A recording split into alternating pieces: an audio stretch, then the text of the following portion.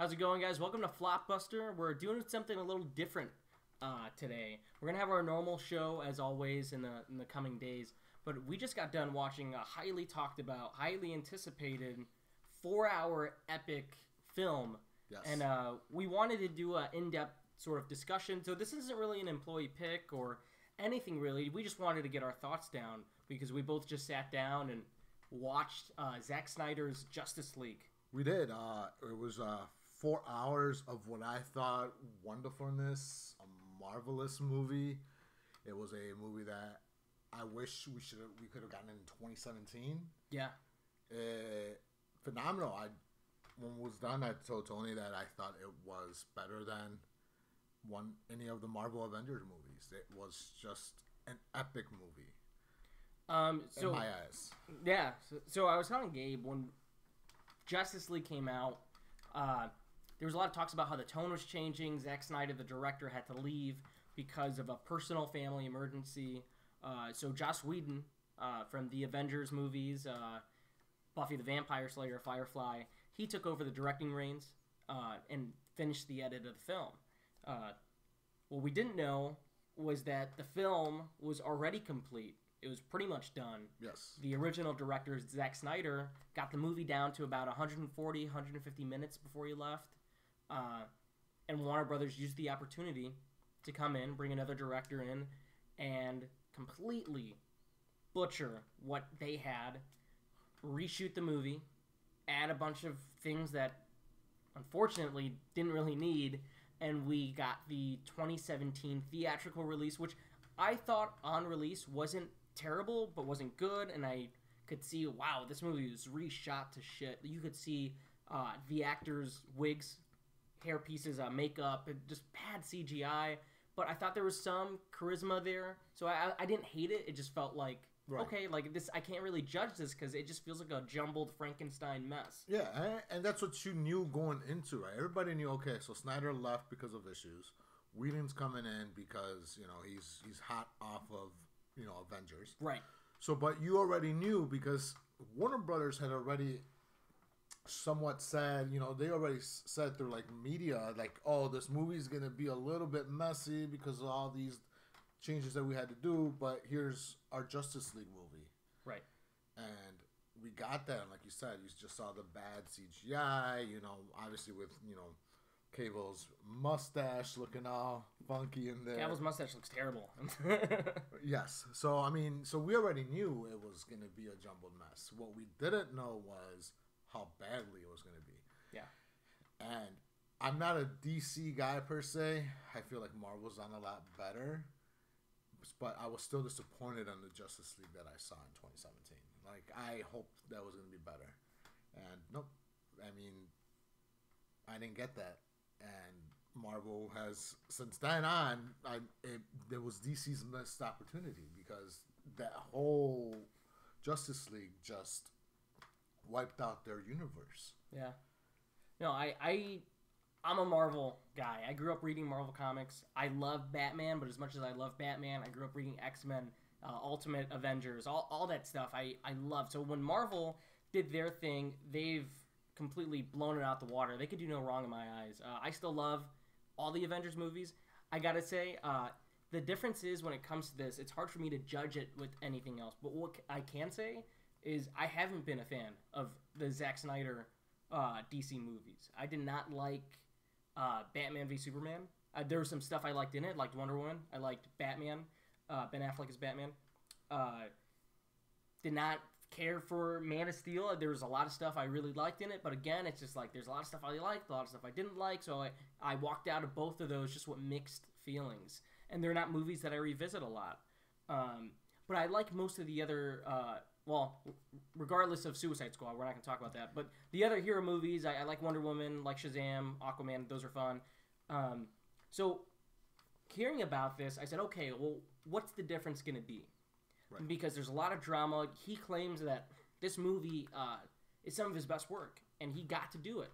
And it's a shame that he wasn't able to show it. So we get this petition. A lot of people want to see the movie. HBO Max comes in and says, here's some money, finish the movie, and we'll put it on the streaming site. 4 hours, all 4 hours uncut. $70 million. Yeah, $70 million they gave this guy to finish the movie. So it intrigued me. Seeing the trailers intrigued me. Going into this movie, I always keep an open mind, regardless if I dislike other movies from the past. I always go in with an open mind because I want to enjoy it. And I was sitting there with Gabe. We watched it together. And I was telling him throughout the film, I genuinely like this movie. And I think it's my favorite obviously my favorite out of the Zack Snyder movies. And I think I like it almost as much as I like Wonder Woman. I think all the characters get a moment to shine in this. Nobody takes a back seat. And my biggest takeaways were they did Henry Cavill Superman justice. Yep. Poor Flash, because all the best moments he gets are completely absent in the 2017 theatrical cut. And most of all, the guy that's been crying out that he had a good role in this movie, Ray Fisher, is Cyborg. Yeah. We get a great backstory to how he becomes Cyborg. Right. And they do it in a span of like 5 minutes. Why was any of this stuff cut? I mean, this is coming from a guy that is mixed feelings in all these movies. I've read enough of the comics. I know the New 52 stuff that they pulled from. And I could sit here and say, like, I went into this with an open mind. Zack Snyder delivered, and I can't imagine what it felt like as a fan that loves all his movies. They're probably in heaven right now watching this stuff. Because even a guy like me that's on the fence genuinely enjoyed it. And the stuff that I enjoyed, I really enjoyed. And that's Ray Fisher as Cyborg.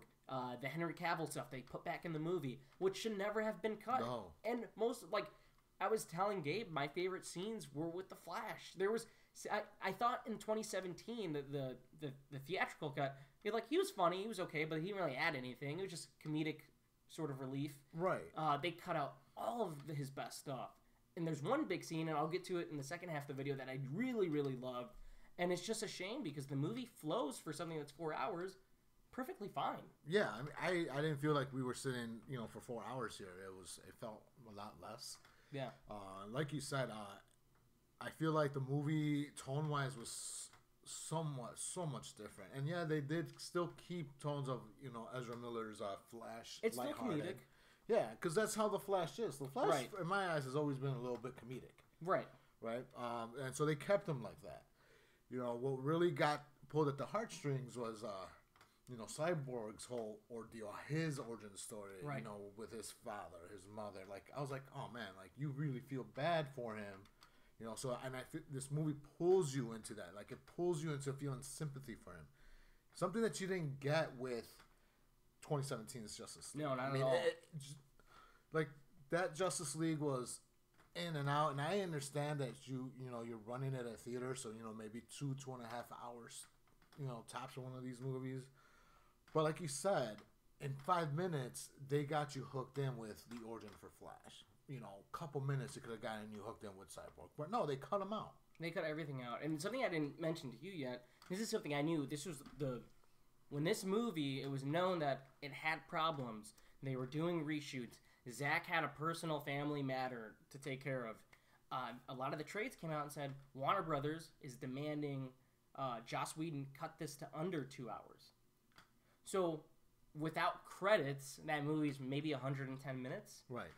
So this movie, this 4-hour cut that we just watched, this 2017 version, most of it's not even Zack's footage, is cut down. That's why it's so hard to compare and contrast and stuff. It's so hard to explain how different the movie is, especially, if you like that movie or not. I just feel like you'll really enjoy this because it's everything that Zack Snyder fans want, but it's also a combination of Zack listening to critics and people who weren't huge fans of Man of Steel and BVS and going, okay, I'm going to keep my style, I'm going to do my thing, but I'm going to add some stuff that maybe you guys might like too. Right. And I feel like that's where he brought me in. The stuff with Flash, the stuff with Cyborg, there's a lot of humanity and a lot of the stuff that they talked about with Hope and bringing Superman back. I feel like they delivered that. Right. And regardless of the 4 hours, if you go into this movie, you got to know it's 4 hours. You can't complain about it because they've said it since the beginning. We're releasing all 4 hours, and it works. And I think it could have worked even if they did a 2.5-hour version because it's still Zack's movie. It's his vision. And here it's great. I think it delivers. No, it really does deliver. I think that, for a movie that's 4 hours long, like we've said, it's fast paced. You're not really gonna feel it. It's just one of those movies that to me it was something that it got me into it, like emotionally. I was invested in this movie right from the beginning. And also, to me, humanized Superman. That's been issues with Superman throughout his movies is he hasn't been humanized. He hasn't been humanized. And Man of Steel, that was my biggest takeaway. Right. It's, you finally got a humanized Superman, I feel like.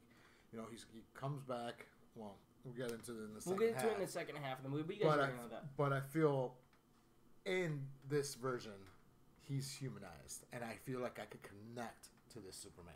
Yeah. Which is what I've always wanted to do growing up, is because you see Superman and you're like, well, he ain't me. He ain't human. I feel like the movies have always struggled with that. For me, I love the Christopher Reeves movies. I don't think they've struggled with that because I love Superman too.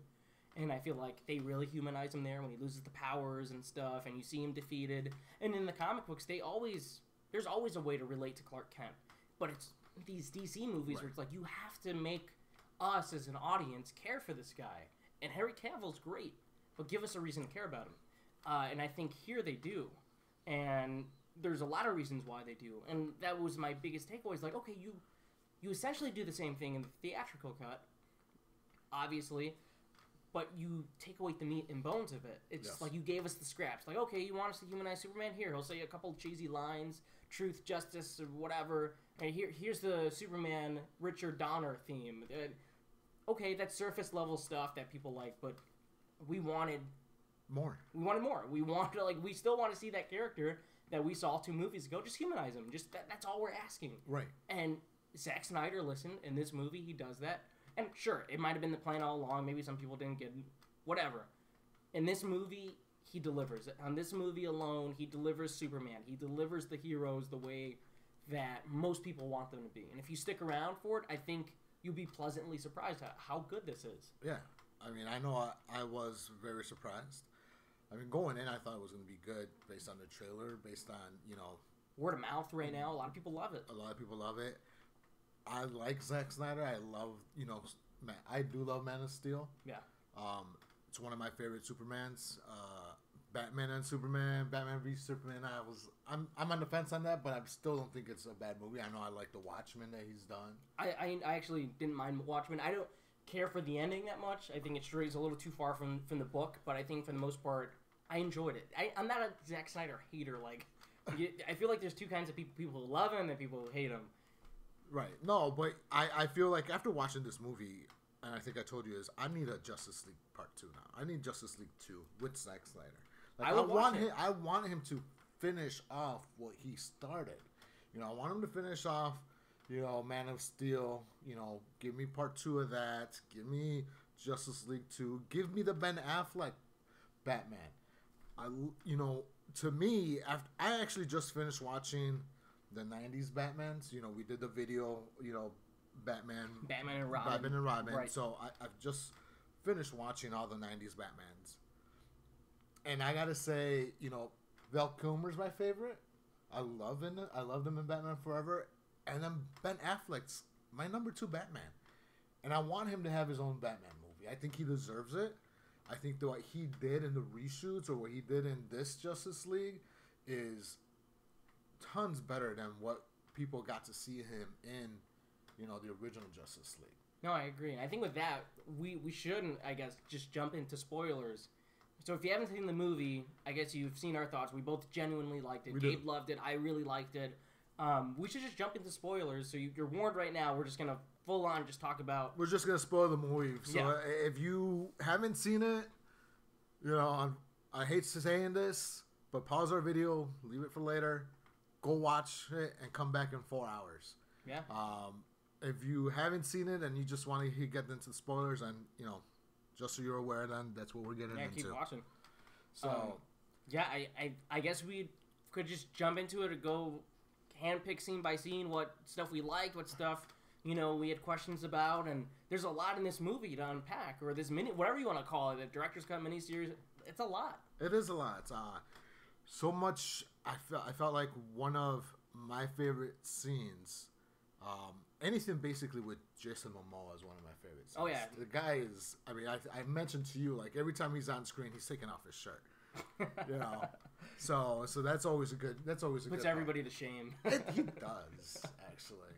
No, but one of my favorite scenes And the old Justice League was when they're fighting the parademons. The parademons, and Batman catches them, and then he starts jumping off and finding out the parademons. He has the exact same scene here, but I felt like it was so much.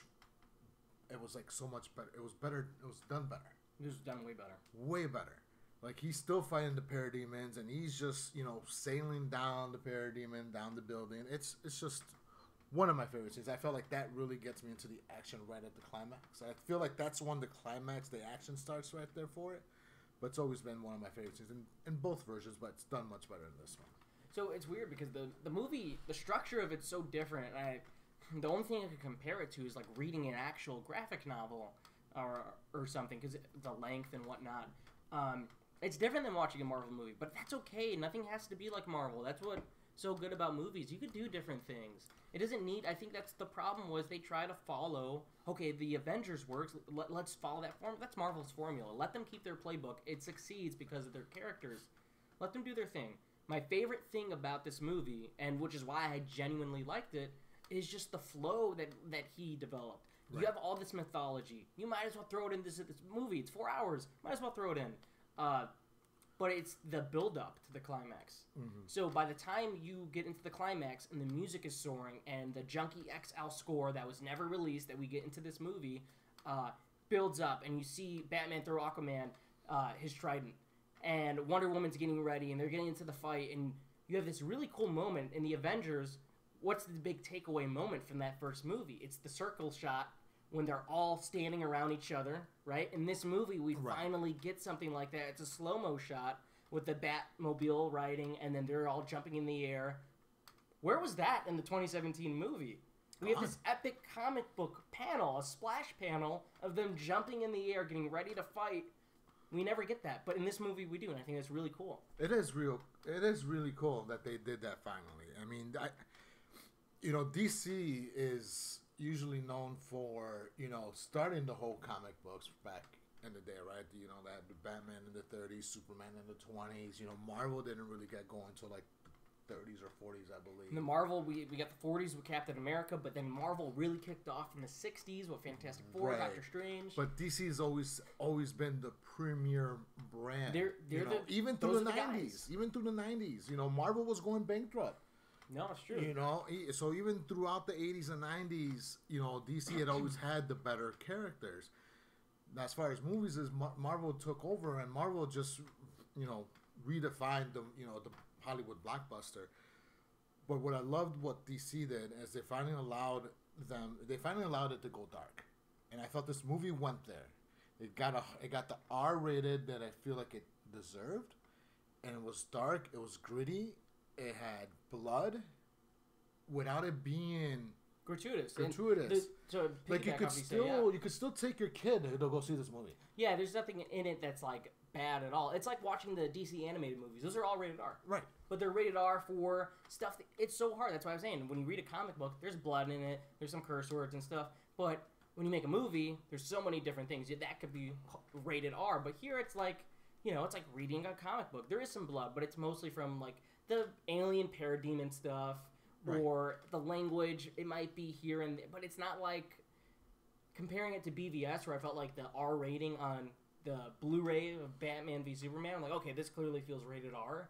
Here, it doesn't feel like that. It just feels like there's some things in the background that you could say, like, okay, there's a little bit of blood splatter here and there, but it's always from stuff that's not human. Right.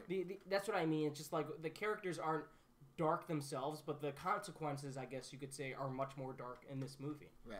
You said you were going to piggyback off something that I said? What were you talking about? The dark and grittiness of the movie. Yeah, I think I just lost my train of thought. Oh, not bad. No, No, but like, okay, so after we were done with the movie, right, Tony pulled up some YouTube clips and go side by side with some of the fighting clips. One of the things that stood out was like the color correctness that Whedon did. You have Flash's suit is like super red in 2017. Spider-Man's blue and red is also like everything seems so much. Spider-Man's brighter. in this movie? I mean, Superman. My bad. But like everything was like super bright colors. It was very well lit. Very bright. Yeah, and you don't get this in this. You get everything's like we said. Everything's a lot darker for it. Well, the thing is, if you got a filmmaker making a movie and the way he lights certain things, you take one of those pieces out, you ruin the entire shot. Yeah. So in their case, they took all the Zack Snyder footage, or at least the stuff that they used, and like, okay, well, we gotta somehow splice in and make all this seamless and work. When you fuck up the color correction, it kind of makes your whole movie look cartoonish and weird. It just look something's off about that movie, and we pulled up some scenes, specifically the Superman fight, and then the fight at the end, fighting Steppenwolf. Yeah.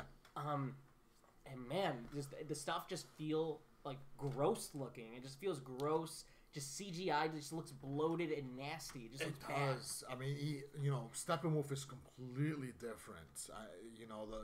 The clothes that he's wearing or the armor that he's wearing is completely different. Cyborg looks completely different. It's just, you could just tell that there was so much love that Snyder put into his movie. Something that doesn't feel like Whedon did. Like, as much as he's done some great stuff, Josh has, this one didn't feel like he put any love to it. It was just like... It was a job. He came in, he didn't want to do it. They paid him, hey, we know you did Avengers. We'll pay you to come and fix our movie. Yeah. So he did exactly that. He pulled it under 2 hours. Say what you will about the guy. He's in a lot of media scrutiny right now because of terrible things he's done. But regardless, he was brought in to fix what they thought was a bad movie. And they said, hey, can you add some things? So in their eyes, he's probably done right by them. Right. Obviously the movie's not good. And a lot of that has to do with the stuff he added. Even for his standards, it's not even well-written stuff, Right. Like, we started to look piece by piece, like, okay, is there stuff like that Whedon did that maybe is better? But no, it's all about flow. It's all about love and consistency. Say what you will about Zack Snyder, but in this movie, you could feel the love for the characters. You could feel all that stuff. And I can't believe I'm even saying that about, a Zack Snyder superhero movie because I'm so mixed on the guy's stuff. But here, you could feel it all come together. The mythology of the villains. Perfectly done in this. In the other movie, you get a couple quick lines, but the movie starts off with Batman fighting a parademon. So all that stuff's so unearned. Here, we slowly reel back. What's the plans of everything? Right. The mother boxes, all that stuff, they slowly reveal it to you because that's the power of this 4-hour cut. You could sit there and just thoroughly let this take you over and enjoy it. You really can. And then, Vic had mentioned something, when we were watching the older clips is, Steppenwolf in the older movies, he looked just like a regular man. Like, he looks weird. Yeah, like, it looks like you and I could go in and beat him up. But in this, in the newer cut, I mean, he looks ripped, he looks big, he looks mean, he looks somebody that you don't really want to mess around with. I mean, he's throwing everybody across the room like rag dolls. And something that's missed, and I feel like a lot of DC movies miss on the bad guys. You had Suicide Squad with the Enchantress. The Enchantress, they always miss. But this time, with Snyder, I think he hit the mark with the villains on this. Oh no, I don't think Steppenwolf's like one of the greatest villains or anything. Not as good as Loki. Loki had a lot of personality, but it's different because Steppenwolf is he's a henchman essentially. In the big scheme of things, he's a henchman for Darkseid, but he is villainous in this movie. This is a guy that has to repay a debt of 50,000 planets to Darkseid. I mean, that's crazy, man. Like, you imagine having to do that. So this dude, he's a bad dude in this, and his motivation is there. He's still a big CGI villain, but you give him motivation. You give him a reason why he's doing these things. He's still evil, but the guy needs to be evil. And imagine if he's evil, imagine how Darkseid is going to be. So I think those are things that I think DC fans that really love the Zack Snyder stuff are going to like about this, is that the motivations are clear, the reasons why the heroes have to assemble are thoroughly done. Yeah. It's just a really well-paced 4-hour cut of a movie. It's really well done. It is. I don't feel we struggled through anything. I don't feel like I just sat there and I was like, oh man, what time is it? Like, there was none of that. There was none of, playing games on your phone while we were watching it. It was just like we sat down and it was just like, it felt so easy just to watch it straight through without no distractions going on. Yeah. And so one of my favorite things about this movie, and I mentioned it before, is the Flash. I was on the fence with Ezra Miller's Flash in the theatrical cut. I thought he was okay. I thought he was funny. It was nothing against him. It was just like, okay, you're not really giving me anything about this guy. In this movie, we get a whole introduction to him that's really funny and cool and visually striking that they just... Why wasn't that in the other version of the movie? Like, it isn't... I know, in the big scheme of things, probably doesn't mean nothing, but you do that so we fall in love with the character. Okay, we get a reason to care about this character. And it's a scene involving the truck, and he stops it. He stops time to go save Iris West, and then comes back, and then he's feeding the dogs the hot dog. Like, that's a cute, funny scene, and... Like 3 minutes. You could have added that to the movie. And like, it's little character moments like this. We have cyborgs in one of the chapters, because the movie's divided by chapters. So for those of you who hate watching something for 4 hours, you could easily pause it at each chapter. They're about an hour, maybe 40 minutes long each. Yeah. And HBO Max gives you like little time things on at the bottom. It gives like little bullet points down at the bottom, so you could stop it at each one and start right off from there. Yeah, and another thing is, we mentioned it, is Cyborg. The Cyborg backstory isn't very long, but it's effective. It doesn't need to be long, but it's effective. And we not immediately, but we take all that from the movie. In the 2017, every character motivation is taken out. And it's just, looking at it, it looks like a cartoon, but a really bad Saturday morning cartoon compared to something where everybody's given a reason and motivation to do things. Yes, everybody's given a motivation. Everybody's giving a purpose. Everybody's given a reason on why they're doing what they're doing. You know, even down to Alfred. I mean, you see Alfred, you know, Jeremy Irons, you know, how he works for Superman, Batman.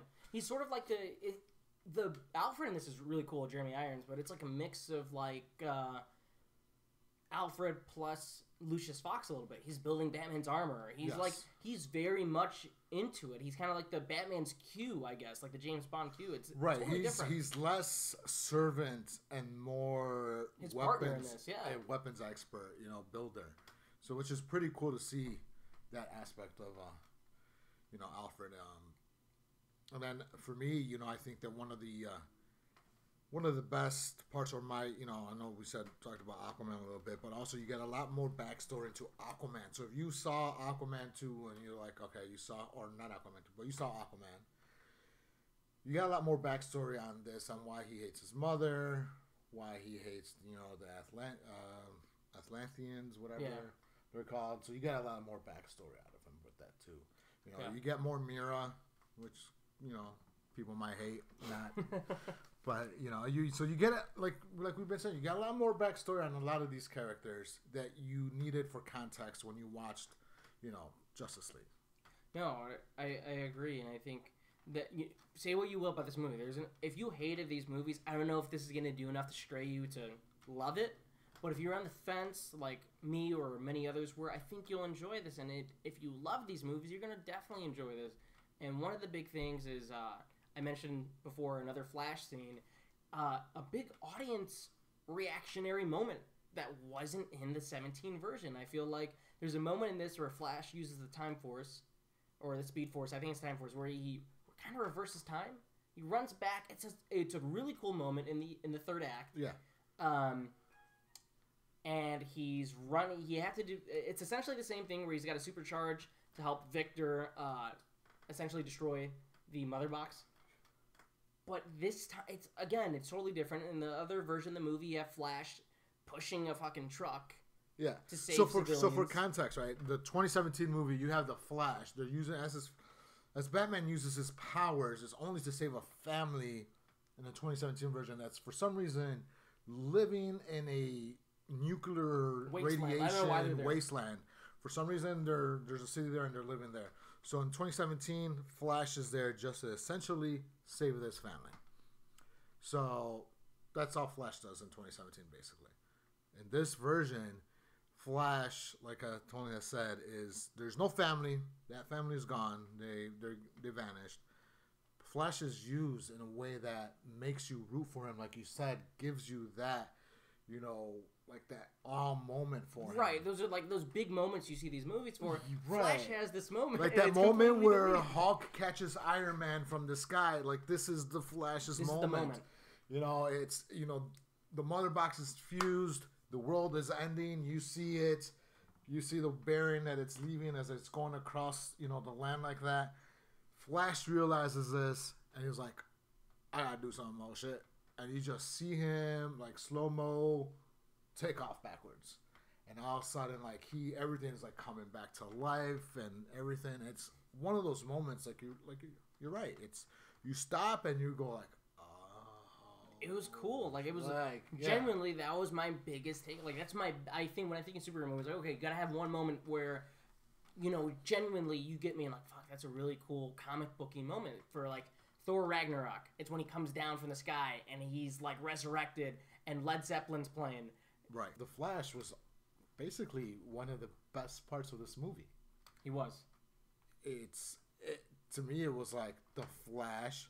I cared more about the Flash, Cyborg, like those two characters, like we've been talking about, more than I did about the main DC guys. More than Batman, more than Superman. It was just those two. No, yeah, those two are the highlights of the movie. Superman was a major highlight for me for this movie too, in the limited screen time he has. Yeah, and how cool is Black Suit Superman? It was really cool. I mean, Black Suit Superman is just like the coolest suit that I've seen on Superman. Another thing that, why was it like, well, like again, like another thing where he looks perfectly fine. He's acting perfectly fine. He's still Superman. It's clear that he's not dark and depressing. That was the complaint of BVS. He looks depressed. Like, well, in this one he doesn't. He's wearing the black suit. He's very Black Superman. Suit matters. Black suit matters. Black suit matters. I mean, I don't know. I just thought that it just looked very sleek, very cool. You know, it just gives him a different dimension. I felt like it's, you know, his powers are bar none, you know, one of the strongest, obviously the strongest out of all of them. But it's just, I don't know. I think black on black makes anybody look good. No, I mean, it looked. Suit was really good. Henry Cavill's great in this. It's probably my favorite he's ever been as Superman. I just really enjoyed what he brought to it. And the way they bring him back is much more emotional this time. Oh, it makes a lot more sense. It does.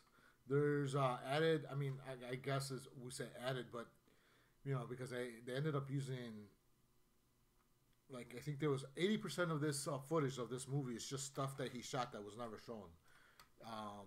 But there was definitely footage about how they resurrected Superman that you didn't know, like, you know, how, you know, they enter the facility, how to enter the ship. I mean, in the other movie, they just entered and you saw them putting Superman in the pool. Like, here it shows them actually going through how they went through the army base and all that stuff and how they put him in there. Yeah. So it's, again, it humanizes Superman. Like, it humanizes the whole thing, and people that cared for him and people that wanted him alive. I don't think not for just to fight Steppenwolf, because, yeah, he was needed for that. But I think the world at that point needed Superman for what he brings to the table. What he brings to the table. You know, like the hope and the strength of the world. And he doesn't have to flat out say it. They say it so much in the 2017 version. Hope. And hope. They say the word so much. And it's just, okay, what does it mean? Because you got to show us it. You know, I get it, because I had the same complaints about BVS. But you should still show us. And I think in here he does show us what Superman represents and what the heroes represent. Let's jump into two major things.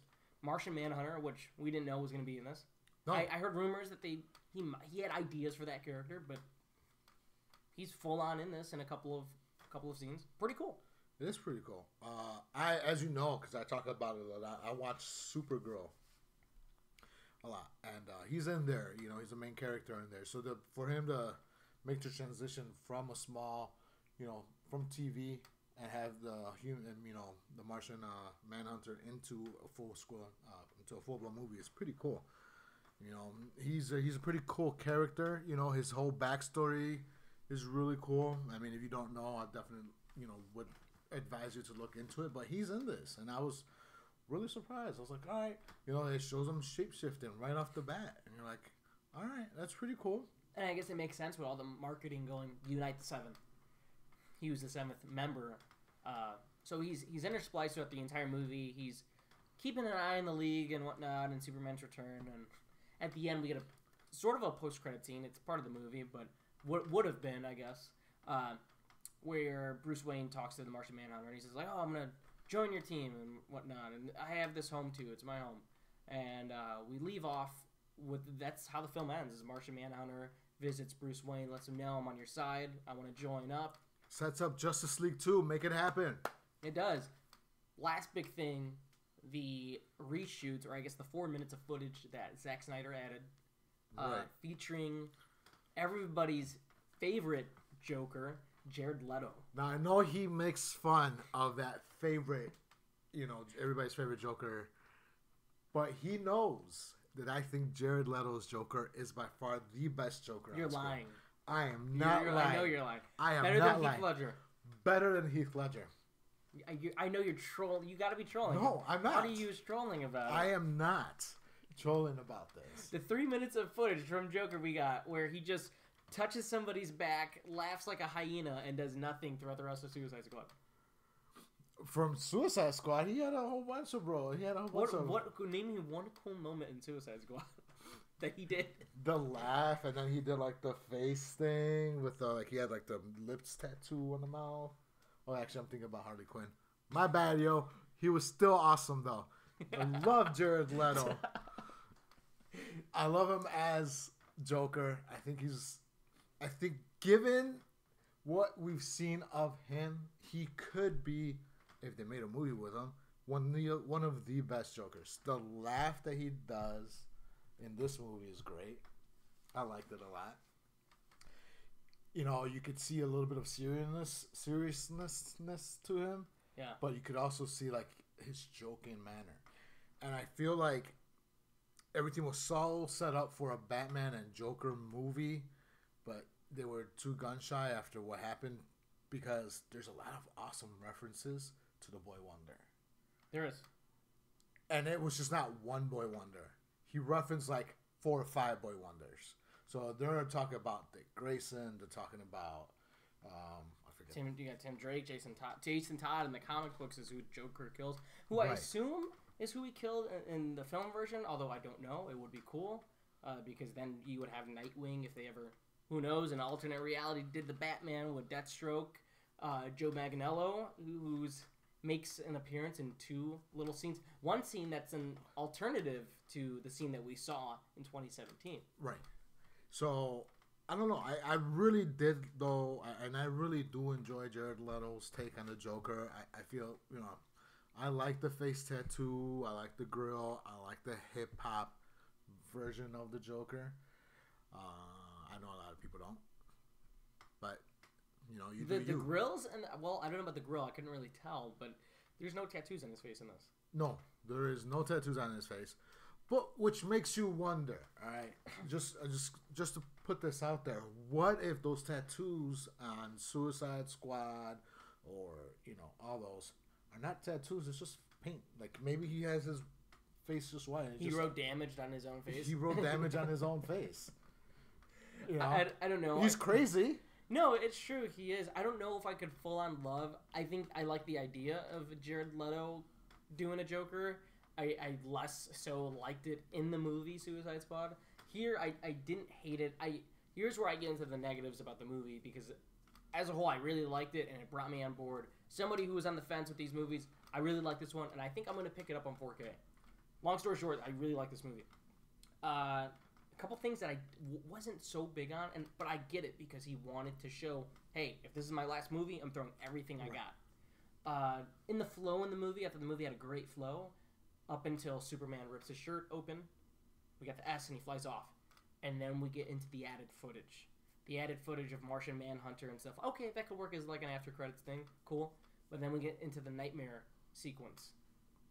And it sounds cool. It's a very comic booky moment. It's a moment that you would see in a graphic novel. Cool. I don't know if it works in the flow of everything, that Bruce would have this premonition. It's a cool moment, maybe in the beginning of the film or something. I think it's just a moment of, hey, we got the money, let's just do it. And so you have Jared Leto as the Joker there, who I didn't hate, as opposed to how I hated him in Suicide Squad. Here, he does a bit more, and there's a little back and forth between him and Batman, where it's just like, okay, these guys got history. Batman hates him, but he feels like Batman also needs him. So it's that Joker-Batman camaraderie that has always been there, and I feel like it's better here than what it was in Suicide Squad. I'm not sure about his laugh still. It still sounds really weird to me. like he's out of breath. But I like that in this war-torn apocalyptic setting, Batman would need Joker to navigate them through the apocalypse. Right. No, I get what you mean, but I feel it does fit the narrative, and I'll come back at you why. Because when Cyborg was connected himself to Superman's ship, to his computer, do you remember there was a scene there when Superman goes all crazy? He goes all crazy. Okay, and he starts just killing them all off one by one.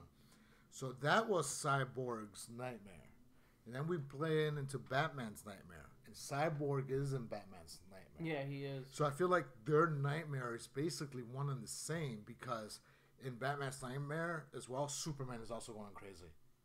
So in both nightmare scenarios, it's Superman is going crazy. And it's a nightmare that's been set up back in BVS. We have that whole scene. Right.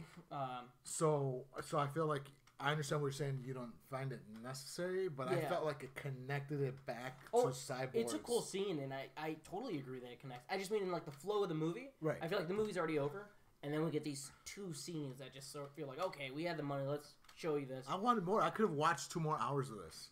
I could, if they honestly do a part 2. If Warner Brothers says we will do a part 2 exclusively streaming on HBO Max, that way everybody walks out happy. I will happily watch it because I genuinely enjoyed this, and I do want to see what happens with Darkseid and the mythology of the second part. Will they bring in Martian Manhunter full on? Will they bring in the Green Lanterns? The Green Lanterns are hinted at a lot in this. They are. There's actually a scene with them in the beginning of the movie when they get into why the mother boxes are here, and it shows humans and. You got humans, the gods, and, the Green Lanterns, are Atlanteans. Yeah, they're all in there, and you show how one of the Green Lanterns got messed up really bad. But I mean, it's cool to see a lot of DC properties, little Easter eggs put in throughout. There is a lot of Easter eggs in this, but again, like I said, the biggest takeaways for me for this is the flow of the movie works for something that's 4 hours. You can watch this if you want to watch it as a miniseries. You could do that. If you want to watch it as a movie, you could do that. The characters have clear motivations. They're definitely heroic. And I think the ones that should have made us love the 2 new characters in this, that they tried to do in 2017, like, okay, we want to give you a reason to love Flash and Cyborg. That movie didn't do justice to those characters. Here, as new characters, they do justice to these 2 guys that are getting big screen adaptations. They work in this movie. Oh, absolutely. I got nothing else to say.